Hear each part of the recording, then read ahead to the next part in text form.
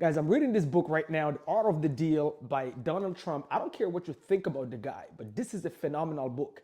And one of these pages this morning hit me to where he reminded me that it's all about the who, not how. So basically, in 1975, he was 27 years old and he was trying to build a monster building, a hotel in New York that was completely run down. He doesn't have any experience. He's never operated a hotel. And here he is trying to basically, he said he was proposing to create a 1,400 room hotel, the largest since the construction of the New York Hilton 25 years earlier. And guess what he had to do? The who, not how. He said, right? He said the truth was that I knew nothing about the hotel business. I've learned a lot since then, and today I operate my own hotels. But at the time, I was only 27 years old and I'd hardly even slept in a hotel. So guess what he had to do? He had to go find a great operator. He had to go find somebody who knew how to operate a hotel.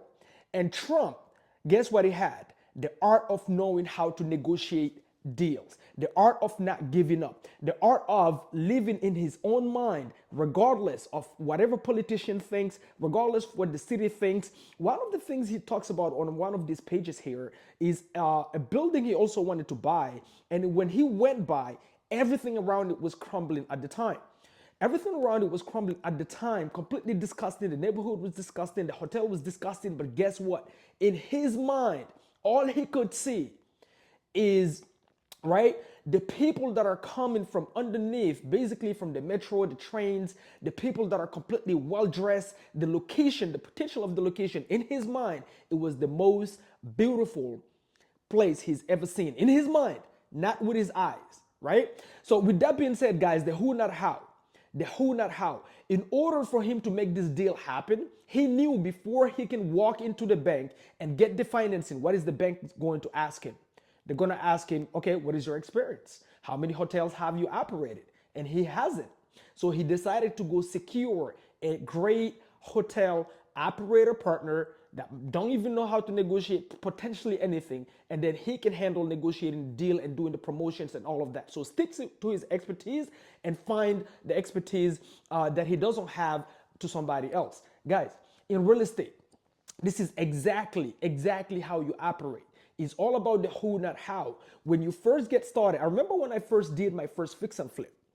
At this point, I had just wholesaled 3 properties. Literally, guys, 3 properties. I wholesaled 3 properties. All of it combined, I made $115,000 negotiating properties at a discount and just selling the contract. That's all I knew to do at the time. I've never renovated a property. And my 4th property, I had it under contract, and I decided, even without the money in the bank, because I wasn't about to spend, right, the hard-earned assignment fees that I just made, and I quit my 9 to 5. I wasn't going to spend it into flipping the property. But I had the property under contract, and I decided I am absolutely not wholesaling this deal. Sent it to escrow, and I decided this would be my first fix and flip. But guess what the problem was? I've never renovated a property. I've never managed a crew. I've never hired a general contractor. I don't even know what a general contractor looked like. The only time I've seen a renovated home was on HGTV. So I decided to focus on finding the who, not how. I focused on finding who has already renovated properties, completed it with success, is like maybe 1 page, 2 page, 3 pages ahead of me, and let me reach out to that person and bring value to them by saying, hey, listen, I have a fantastic deal here. This is in Clinton, Maryland. I have a fantastic fix and flip opportunity. It's going to be only 2 months, blah, blah, blah, blah, blah. I already secured a deal. You don't even have to walk into the bank to secure your funding to buy this property. Why? Because I already negotiated it, put it under contract, and the terms that I negotiated, I already secured the financing in place by turning the seller into the bank, which is creative finance that I talk about in this channel. And guess what, guys? The universe opened up. That person, my who, came from an Instagram DM. I got a DM from a realtor from Philadelphia. Now, this property is located in Maryland. That realtor said, Mamadou, I have somebody who's been bothering me. He has money. He's in the military. Don't have the time, right? But he would love to do a fix and flip. He's already experienced. He's not getting great deals right now because he always have to go to the auction. Him and his partner, right? So he got the money. His partner is the GC, licensed GC. They have the crew. They've been renovating properties, but they always have to go to the auction, bid on properties, and then spend 6-8 months renovating these properties to barely make $30,000. So he won a great deal. I see you posting on Instagram. I see you posting that you're wholesaling. I see you posting walking properties. Do you have anything right now? Maybe I can present to him, or here is his number. Contact him because he's definitely looking for a deal in Maryland. Guys, I had this property under contract. I had it in escrow. If you guys don't know what escrow is when you reach out to the attorney, you send them the agreement basically to do the title search and everything. And then later when he's ready to tell you, hey, wire the funds, we're ready to close. You've promised the seller X, Y, and Z. We're ready to go. I didn't have the funds. I called this guy, 45 minutes. I was in my brother's basement, guys. I had never renovated property, sitting in my brother's basement, wondering where am I going to get the money to close on this transaction, let alone that. Where am I going to get the money to renovate the property? Because I had promised the seller that the loan that I convinced them to leave in place on their name and just let me make the monthly payments, I told them, her and her son, I promised them that I'm not going to keep that loan for more than 12 months. So I had to execute on this deal, renovate the property, sell it at a profit before the 12 months end to keep my promise. I called him 45 minutes on the phone. He said, hey, this is what I'm looking for, blah, blah. I said, listen, I have the perfect deal right now in Clinton, Maryland. At this point, obviously, I've already walked properties with general contractors that I used to pay between 20 to 40 bucks to come walk properties with me and show you how to come up with renovation codes when I was wholesaling properties. So I knew this property is not going to cost more than like $70,000 to $75,000 to renovate. I told him this is a light cosmetic renovation. The property is ready to go. I've already secured the bank financing in place with the negotiation I've made. So I talked to him about creative finance. He's never heard of it. He's like, what? Are you telling me all I have to do is to bring the renovation money to renovate this property and we can just go ahead and sell it? I don't have to go bid with anybody. I don't have to walk into the bank. I don't have to pay. I said, no, you don't have to do none of that. And I also don't want you to pay me up front. All I want is the experience. I want to learn. I want to learn through this process. How do you renovate a property? How do you do a fix and flip? How do you manage the crew? Everything. And then in the back end, let's do a profit split. Guys, I didn't even care if he had gave me 10%. This is the problem with most newbies is they just want to make everything when they don't have any value to bring to the table.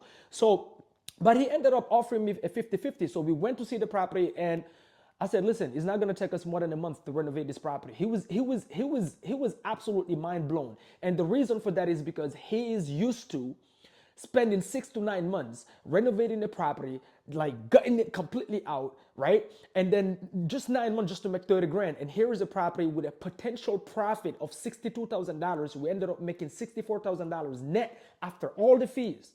And he's only going to spend 1 month renovating it and 1 month selling it because at the time the market was great. Soon as you list the property, we sold that property probably $15,000 over asking price. All right, guys. So that's how I did my first fix and flip. And guess what, guys? Guess what else? That's exactly how my team and I right now that we moved away from the single family game, moved away from the fix and flip game, and we moved into new development. We went directly and started finding the who, not how.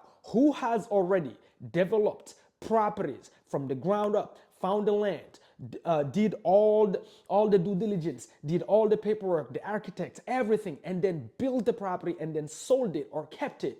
Let us go to a mentor. Let us find somebody to do it with and let us bring value to the table. And that's exactly what we did. And we already found ourselves in a 19 community home, new development projects in Albany, Georgia, and a lot of other luxury new development coming up. And we are the ones securing the land. We know how to raise private money. So we approach people with value.